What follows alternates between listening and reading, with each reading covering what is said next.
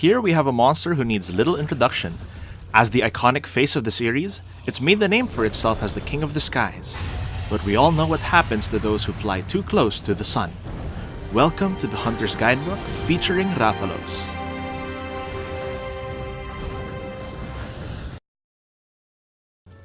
This is going to be an interesting case. While Rathalos is weak to Dragon Element, you won't have any decent options in low rank, so we'll have to stick to Thunder. His head is his weak point, and we'll certainly go for that, but he's easily tripped as well. Now, I don't normally talk about items, but we'll make an exception in this case, since his greatest weakness by far is the Flash Pod. A well-timed flash will knock him right out of the sky, leaving him wide open to attack. Of course, always pack extras in case you whiff or run out. I'm using the standard low-rank hunting set of upgraded bone armor for this hunt. All pieces are at level 3 just for the extra protection, since Wrath does hit pretty hard. For my weapon, I'm using Pulsar Hatchets 3. I need to mention though that for this hunt, the weapon is not as vital to the strategy, but more a matter of preference. Me, I love the duels. The mobility plus the damage output when given large openings just feels good every time. My Palago's equipment isn't going to make a big difference in this hunt, since poison barely affects Rathalos to begin with. He'll mostly serve as a distraction while you heal up or sharpen your weapon. Alright, let's start with his aerial moveset. First, he has a straightforward glide that hits anything in front of it, just stay to the side to dodge. Second is a sweeping fire breath attack. Be careful since it ignites the floor for a while, and you'll catch fire if you touch it.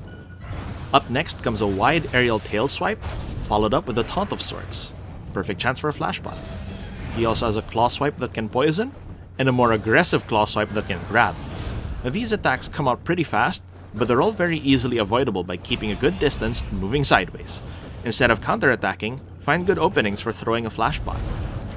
Now he has a quick bite attack that isn't very threatening, but his air fireballs hit hard and have a decent explosion area, so watch out. We're at a big disadvantage while he flies, so grounding him really is the key to this fight. On that note, let's move on to the ground attacks. Here is the War Stomp, a counter he uses while you're attacking his legs. It poisons on hit, so don't get greedy. He also has a simple tail swipe with a wide hitbox, and of course, ground fireballs that hit an area in front of him. This provides the best counterattack chance. There's also a close-range fire bite that's quite easy to dodge, but transitions quickly into other attacks. There isn't much more variation to these ground attacks, but he also doesn't stay on the ground for too long, so make sure to make the most out of your limited attack opportunities.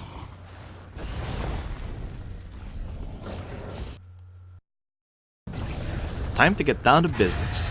The first thing he usually does is fly, and start attacking you from the air. This shouldn't be a problem so long as you keep your distance and constantly move to the side.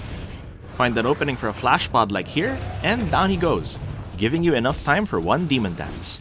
I aim for the tail since it was closest to me, and I want to cut it for a carve.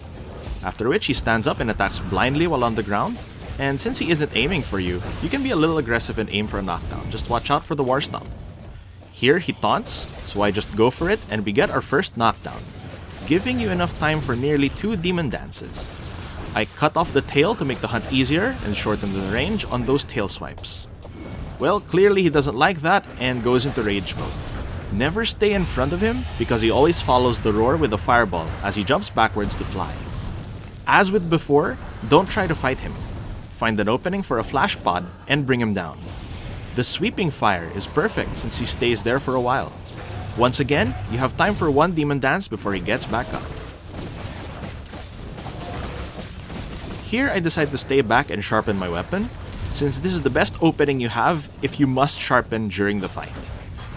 Now I go back in and aim for another knockdown while he's still blinded, and get very lucky as he was just about to do a War Stomp when I knocked him down. You got time for 2 demon dances or big combos, so don't overstay your welcome. In summary, you flash pod when he flies, attack his head or tail, knock him down while he's grounded, and attack again. Now the reason why I've done this in the arena is for ease of viewing.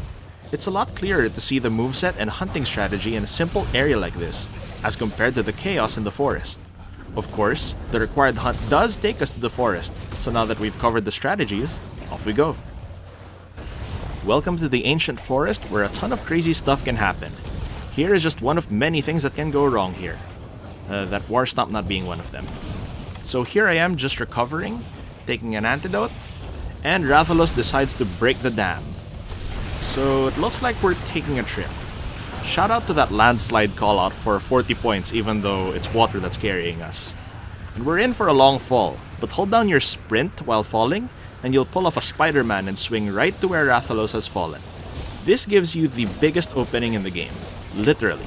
There is no other situation in this game that will give you this much time to attack, so attack to your heart's content.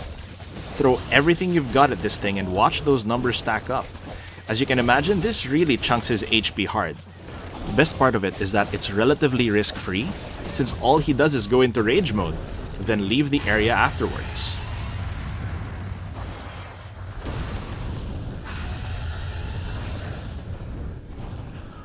On the other hand, there is a big issue of other monsters joining in the fun. The assigned quest you get is more manageable since it doesn't have Rathian, but for the other times you'll be hunting Rathalos, expect company. It's especially infuriating since they love to stick to each other. If you don't have dung bombs to make them change area, run and wait until they're isolated. Hunting one in the presence of the other is absolute hell. It's better if you don't even attempt it. So here I finally get Rathalos isolated and beat him up when yet another guest shows up. Anjana, this is why nobody likes you. You show up uninvited with your big mouth and act like you own the place. Even Rathalos has started dealing with you. Now then, where were we? Oh, right. Eventually we track our target down, and I fast travel to the camp in Area 17, which is a massive time saver for going to the top of the forest. And Rathian is here again, so I throw a flash bomb to keep her occupied. This gives us just enough time to put down a shock trap and our 2 trank bombs, putting the end to this chaos. Some people claim that using flash pods cheapens the challenge and devalues the hunt, but I would argue that we're just making the most out of the tools available to us. There's always going to be more than one way to hunt a monster, and that's what makes this game fun. But regardless of how you hunt, get careless and you get the blooper reel. Next week we're finally moving to high rank with Pink Rathian. This has been the Frustrated Healer. Thanks for hanging out, and until next time, enjoy the thrill of the hunt.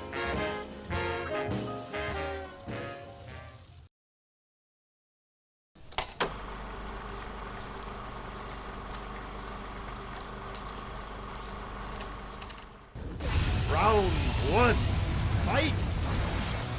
Hadouken!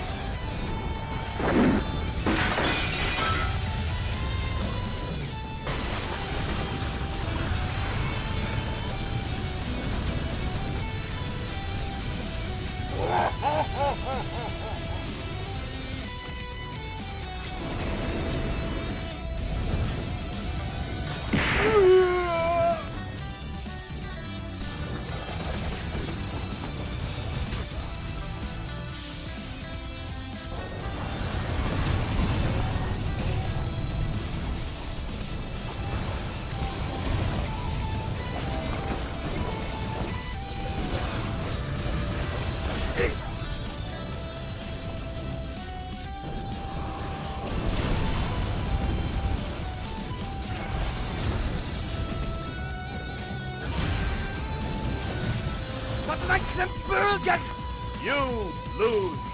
Perfect.